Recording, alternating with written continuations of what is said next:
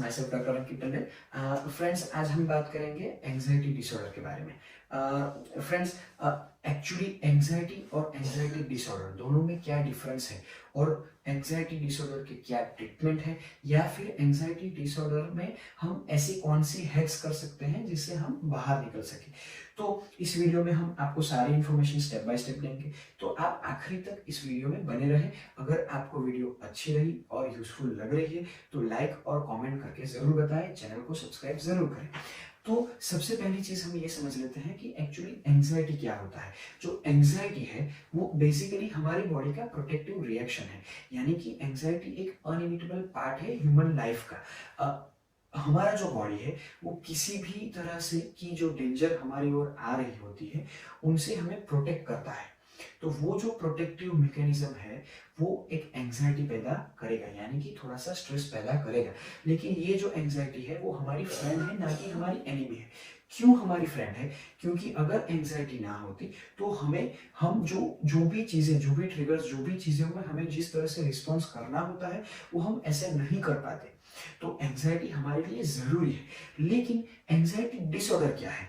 तो anxiety disorder जो है वो ये है कि जिस अमाउंट में एंजाइटी होना चाहिए, जिस अमाउंट में वो प्रोटेक्टिव रिस्पॉन्स होना चाहिए, उससे ज्यादा अनकंट्रोल्ड वे में अगर आपको एंजाइटी हो रहा है तो वो जो एंजाइटी है वो एंजाइटी डिसऑर्डर कहलाता है। यानी कि इसके अंदर आप हमेशा आपके ब्रेन में प्रोसेस में और प्रेजेंट की बजाय फ्यूचर में ज्यादा रहेंगे। आप प्रेजेंट मोमेंट पे फोकस करने की बजाय फ्यूचर में क्या होने वाला है उसके ऊपर आप फोकस ज्यादा करेंगे, तो उसे हम एंजाइटी डिसऑर्डर कहते हैं। एंजाइटी डिसऑर्डर में जो भी पेशेंट है वो छोटी छोटी चीजों में जो एक्चुअल रियल जो चिंता का विषय है, जो रियल डेंजर है, उससे वो काफी ज्यादा उसको डेंजर और काफी ज्यादा चिंताजनक बना लेता है। तो वो क्या करता है कि वो ठीक तरह से कंसंट्रेशन नहीं कर पाता है, उसका जो कंसंट्रेशन और फोकस का जो लेवल है वो सिग्निफिकेंटली डाउन हो जाता है। तो उसकी वजह से उसको हमेशा एंग्जियस ज्यादा फील होने लगता है। अभी आप कहेंगे कि हम ऐसा जानबूझ के नहीं कर रहे हैं, वो सबकॉन्शियसली हो जाता है। तो वो सबकॉन्शियसली इसलिए हो जा रहा है क्योंकि आपका जो ब्रेन का जो पैटर्न बना हुआ है वो पैटर्न ऐसा बन रहा है कि वो छोटी छोटी बातों पे जो रिस्पॉन्स जो देना चाहिए उससे वो ज्यादा दे रहा है। तो अभी इसमें करना क्या है? हम ये जो सबकॉन्शियस लेवल पे जो पहुंच चुका है उसको हम दूर कैसे करेंगे? तो देयर आर सर्टेन वेज कि जिसकी मदद से आप इसको हमेशा के लिए दूर कर सकते हैं। और काफी लोग आपको ऐसा बोलेंगे कि इट इज नॉट पॉसिबल, ये नहीं हो सकता है, वो वापिस आएगा। लेकिन अगर आप एक proper routine, proper regime, proper discipline तरीके से चीजों को फॉलो करेंगे तो आप हमेशा के लिए इन चीजों को दूर कर पाएंगे। तो जो सबसे पहली चीज है वो है डाइट। आपका जो डाइट है वो बहुत ज्यादा इंपॉर्टेंट है, वो बैलेंस होना चाहिए, प्रॉपर माइक्रो और मैक्रो न्यूट्रिएंट के साथ होना चाहिए, प्रॉपर इलेक्ट्रोलाइट बैलेंस आपके बॉडी के अंदर बना रहना चाहिए। क्योंकि वो जो डाइट है वो आपके मेंटल हेल्थ को या फिर आपकी जो एंग्जियस लेवल को काफी अच्छी तरह से इम्पेक्ट करेगा। तो आपका डाइट जो है वो सबसे पहली चीज, ज्यादा मात्रा में आप ग्रीन वेजिटेबल्स लें और जो प्रोटीन का जो लेवल है वो थोड़ा सा हाई रखें, हाई फाइबर डाइट लें, थोड़ा सा लो फैट और लो कार्ब्स डाइट लें। दूसरी जो चीज है उसके अंदर वो आएगी आपकी लाइफस्टाइल। आपकी लाइफस्टाइल इसलिए जरूरी है क्योंकि अगर आप थोड़ा सा इनडिसिप्लिन है या फिर आप एक प्रॉपर रूटीन को अगर नहीं फॉलो करेंगे तो वो कहीं ना कहीं आपको एंग्जियस करके ही छोड़ेंगे।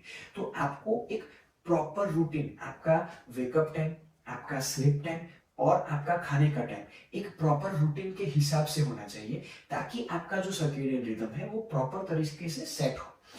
तीसरी जो चीज है वो है सनलाइट। सनलाइट जो है उनका हमारी बॉडी में बहुत ज्यादा इम्पेक्ट है। मैंने हमारी अगली वीडियो में भी आपको सनलाइट के बारे में बहुत अच्छी तरह से बताया था कि सनलाइट जो है वो सेरोटोनिन सिक्रेशन में, विटामिन D3 के सिक्रेशन में बहुत ज्यादा जरूरी है। अगर आप दिन में 10 से 15 मिनट अगर सनलाइट प्रॉपर तरीके से लेंगे तो वो आपको लेस एंग्जियस रहने में काफी ज्यादा हेल्पफुल होगा। नेक्स्ट अगली जो चीज है वो है एक्सरसाइजेस। किसी भी अमाउंट में किसी भी फॉर्म में, एरोबिक, एनारोबिक, कार्डियो या फिर क्रॉस ट्रेनिंग, आप किसी भी तरह के से अगर वर्कआउट कर रहे हैं तो वर्कआउट जो है वो नेचुरल सेरोटोनिन बूस्टर है, मूड बूस्टर है, और वो आपको physically as well as mentally healthy रखने में बहुत ज्यादा हेल्पफुल है। और उसकी वजह से जो है वो आपकी एंजाइटी लेवल को काफी अच्छी तरह से डिक्रीज कर पाएंगे। एक और एक्सरसाइज यानी कि क्रिएटिव एक्टिविटी। क्रिएटिव एक्टिविटी यानी कि क्या, किसी भी फॉर्म में अगर आप क्रिएशन करेंगे, अगर आप पेंटिंग का शौक रखते हैं तो अगर आप पेंटिंग करेंगे, या फिर कुछ भी हैंडीक्राफ्ट बनाने का शौक रखते हैं तो वो करेंगे, किसी भी फॉर्म की क्रिएटिव एक्टिविटी आपके कंसंट्रेशन लेवल को बढ़ाने में और आपको लेस एंग्शियस करने में बहुत ज्यादा हेल्पफुल हो सकता है। तो आपकी पसंदगी के अनुसार या फिर आपकी स्किल के अनुसार कोई भी क्रिएटिव एक्टिविटी एटलीस्ट हफ्ते में 2 से 3 बार जरूर करें। वो आपके फोकस के लेवल को बहुत ज्यादा पर्टिकुलर कर देगा, यानी कि आपका कंसंट्रेशन और आपका फोकस बहुत ज्यादा बढ़ा देगा। तो वो एक और तरीका है जिससे आप एंजाइटी डिसऑर्डर को दूर कर सकते हैं। अगली जो बात है वो है ब्रीथिंग एक्सरसाइज। जितना आपकी ब्रीथ पे कंट्रोल होगा, जितना आप ब्रीथिंग पे फोकस ज्यादा कर पाएंगे, जितना आपका जो ब्रीथ है वो सैलो नहीं लेकिन डीप होगा, यानी कि जितना आपका ब्रीथिंग जो रेस्पिरेटरी रेट जो आपका है वो जितना स्लो होगा, वो आपको कंसंट्रेशन लेवल में, इवन आपकी जो ब्रेन की इंपल्सिविटी है उसको स्लो करने में उतना ही ज्यादा हेल्पफुल है। तो ब्रीदिंग जो है वो बहुत ज्यादा पावरफुल टूल है एंजाइटी से लड़ने में और एंजाइटी को दूर करने में। और आखिरी जो बात मैं आपको बताने वाला जा रहा हूं, that is your mindset. Mindset बहुत बहुत ज्यादा इंपॉर्टेंट है। आपका जो एटीट्यूड है, आपका जो माइंडसेट, ऐसा नहीं है कि एंजाइटी सिर्फ आपको फील हो रही है या फिर प्रॉब्लम सिर्फ आपकी लाइफ में है।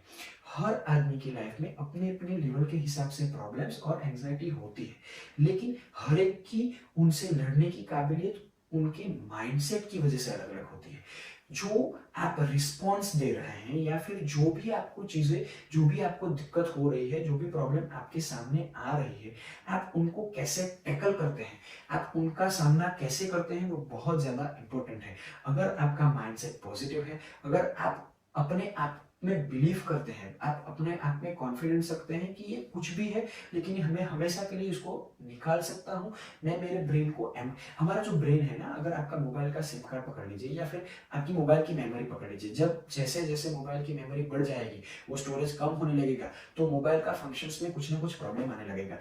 उसी हिसाब से हमारा जो ब्रेन है उसमें काफी सारे डेटा कलेक्ट रहते हैं। हमारे ब्रेन की कैपेसिटी बहुत ज्यादा है, लेकिन अगर आप उसको नेगेटिवली ले जाएंगे या फिर हमेशा आप थॉट प्रोसेस में ही पड़े रहेंगे तो वो पॉसिबल नहीं होगा। धीरे धीरे धीरे करके आपको आपके ब्रेन को खाली करना पड़ेगा। That is on a lighter note, यानी खाली, यानी कि आपको कुछ चीजों को धीरे धीरे इग्नोर करना सीखना पड़ेगा, कुछ चीजों को एडप्ट करना सीखना पड़ेगा। जैसे जैसे आप ये करते जाएंगे, आप प्रैक्टिस करेंगे, ऐसा नहीं है कि ये सब रातों रात हो जाएगा। आपको उनके बारे में प्रैक्टिस करना पड़ेगा, आपको रेगुलर तरीके से वो अपनी रूटीन में एनालाइज करना पड़ेगा। जितना जितना आप रेगुलर माइंडसेट पॉजिटिव रखेंगे कि ये टेम्पररी है, हम इससे लड़ सकते हैं, हम इसको दूर कर सकते हैं, आप 101% वन डे आप उनको निकाल ही पाएंगे। और एक टेक्निक जो है वो ये है कि आप मैनिफेस्टेशन या फिर जर्नल्स बनाइए। जो भी आप चाहते हैं, आप आपके सबकॉन्शियस ब्रेन को उस हिसाब से राइट डाउन करके आप उनको ट्रेन कीजिए। राइट डाउन करना इसलिए जरूरी है या फिर जर्नलिंग इसलिए जरूरी है क्योंकि जब आप लिख रहे हैं तो आपकी दो सेंसेस के थ्रू आप सबकॉन्शियस ब्रेन को ट्रेन कर रहे हैं। एक तो आप लिख रहे हैं, आप एक रेगुलर उसको पढ़ रहे हैं, यानी कि आपका विजन, आपका ऑडिटरी, दो तरह से आप आपके सबकॉन्शियस ब्रेन को उसके बारे में ट्रेन कर रहे हैं। तो अगर आप रेगुलर तरीके से मैनिफेस्टेशन और जर्नलिंग करेंगे तो वो भी एक बहुत ज्यादा अच्छा तरीका है आपकी एंजाइटी डिसऑर्डर को दूर करने में। ये सब चीजें करने के बावजूद अगर आपको बहुत ज्यादा दिक्कत हो रही है तो आप क्लिनिकल साइकोलॉजिस्ट या फिर साइकेट्रिस्ट की हेल्प भी ले सकते हैं। वो भी आपको प्रोफेशनली उनमें से निकलने के लिए मदद रूप हो सकते हैं।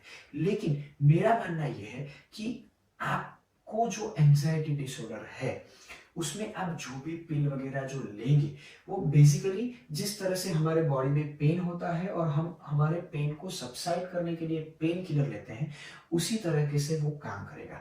हमारा बॉडी जो है उसका इमेंस कैपेसिटी है, वो किसी भी तरह का हार्मोन या केमिकल हमारे ब्रेन के कमांड पे, हमारे सबकॉन्शियस ब्रेन के कमांड पे कर सकता है। अगर आप खुद इन सारी चीजों, ये मैंने जो 5-6 चीजें आपको, 5-6 से टेक्निक जो आपको बताई, उसका रेगुलर तरीके से प्रैक्टिस करेंगे, डिसिप्लिनरी वे में करेंगे, तो 101% वो आपको रिजल्ट देगा और आप एंजाइटी डिसऑर्डर से दूर हो जाएंगे। अगर आपको ये इन्फॉर्मेशन अच्छी लगी है, आपको यूजफुल लगी है, तो प्लीज मेरे चैनल को सब्सक्राइब कीजिए, लाइक कीजिए और कमेंट में जो भी आपकी क्वेरी है वो हमें बताइए।